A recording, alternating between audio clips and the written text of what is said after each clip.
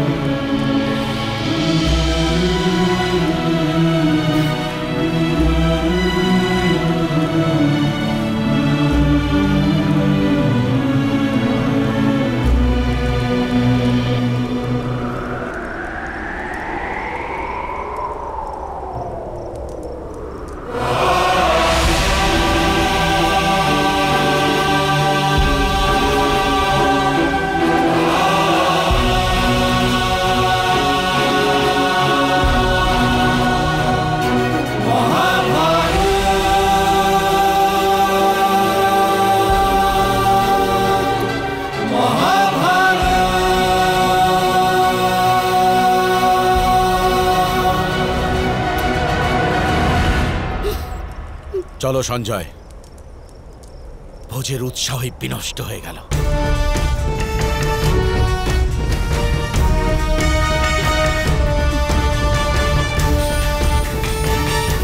কিন্তু মহারাজ, আমি আর ভোজন করব না মহামন্ত্রী। কিন্তু হ্যাঁ, এক ঘোষণা করার জন্য আজ এই ভোজের আয়োজন করা হয়েছিল।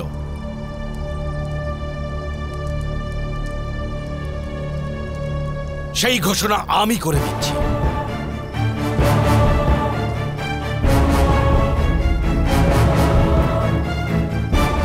কাল প্রাতঃকালে রাজসভায় হস্তিনাপুরের যুবরাজের নাম ঘোষণা করা হবে। নাম ঘোষণা করা হবে। নাম ঘোষণা করা হবে। নাম ঘোষণা।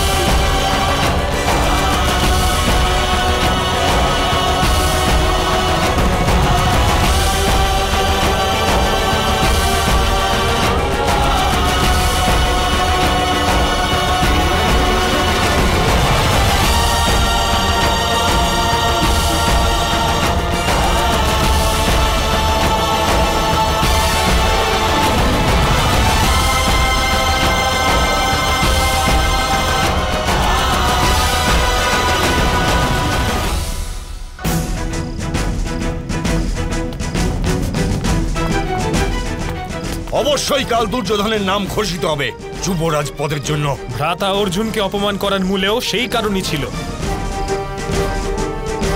যখন সামর্থ্যকে ভাঙতে পারল না, তখন সম্মানে আঘাত করল ওরা, যাতে কাল রাজ্যসভায় আমরা আমাদের বক্তব্যই না রাখতে পারি। কি বক্তব্য রাখতে চাই আমরা?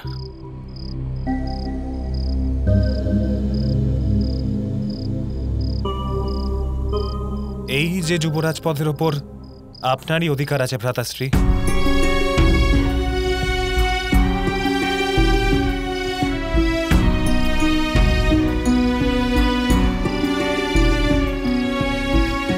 না,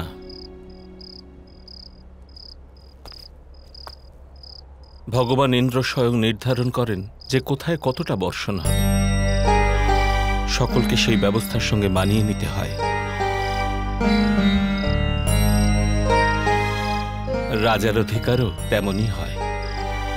কিন্তু জ্যেষ্ঠ, কোনো কারণে সাময়িকভাবে যদি কাউকে রাজা ঘোষণা করা হয়, তবে সেই রাজপদে তার জন্মসিদ্ধ অধিকার হয় না।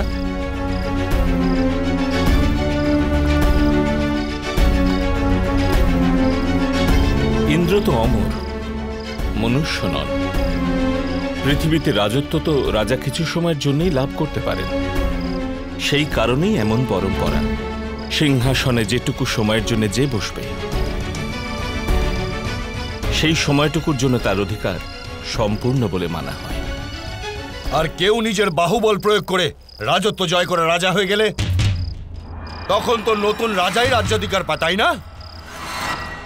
আমরা আমাদের বাহুবলের সামর্থ্যে এই রাজ্য অধিকার করব। জ্যেষ্ঠ, যদি যুদ্ধ করতে হয় তবে যুদ্ধ করব।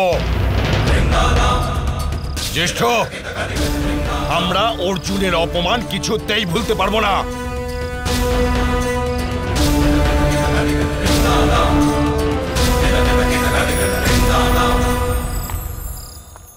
কার সঙ্গে যুদ্ধ করবে ভীম?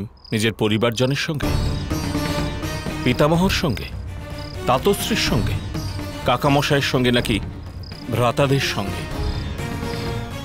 না ভীম, যুদ্ধের চিন্তা মন থেকে সরিয়ে দাও।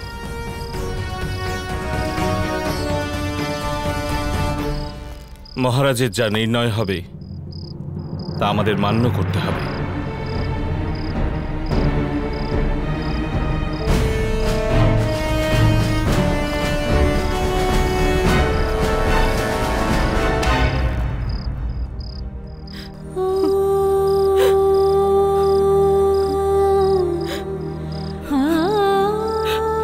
আর কাঁদবেন না রাজকুমারী। সারাক্ষণ দুঃখের চিন্তা করলে দুঃখ যে কেবল বৃদ্ধি পায়। আর চোখের জল ফেলবেন না। আজ আমার এক পুত্রের অপমান হয়েছে।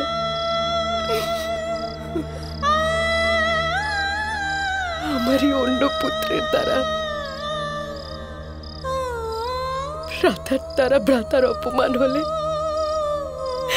সেই ক্ষত আজীবন রয়ে যায় প্রিয়ম্বদা। কিন্তু ওরা দুজন তো জানেই না রাজকুমারী যে ওদের দুজনের মধ্যে আসলে সম্পর্কটা কি।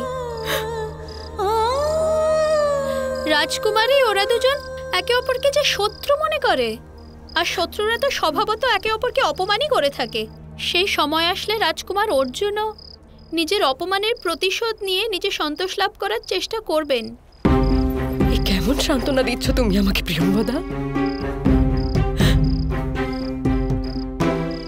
আমি এই শত্রুতা কেমন করে সহ্য করব?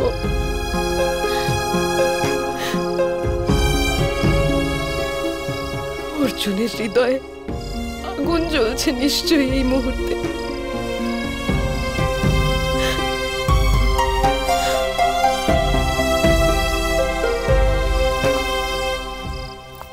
ও কর্ণর বিরুদ্ধে প্রতিশোধের সংকল্প করে, তার আগে আমাকে ওর মন শান্ত করতে হবে। মাতা,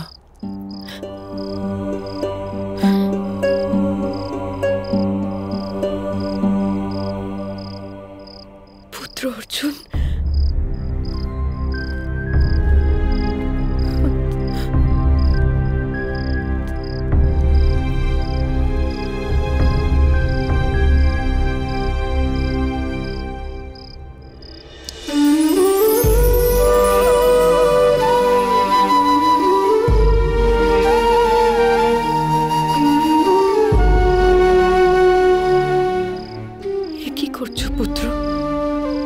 অগ্নিস্নান মাতা।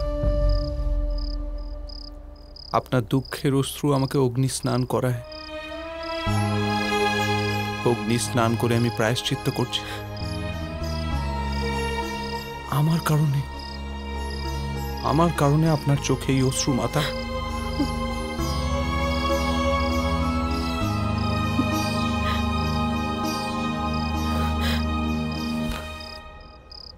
না পুত্র, এতে তোমার কোনো দোষ নেই। অবশ্যই আমার দোষ আছে মাতা। আপনি আমাকে সর্বদা শিখিয়েছেন যে শক্তির দ্বিতীয় নাম ধৈর্য।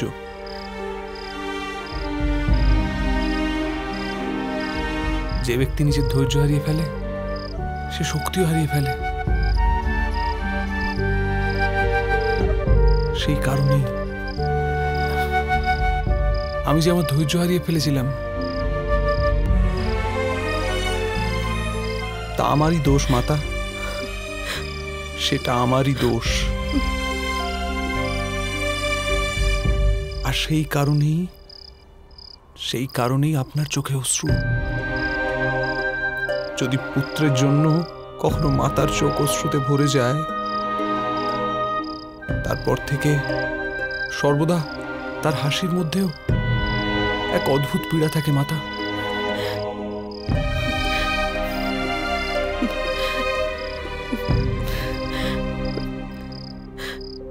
এই দেখো, হাসছি আমি। এবার দুঃখ দূর করো।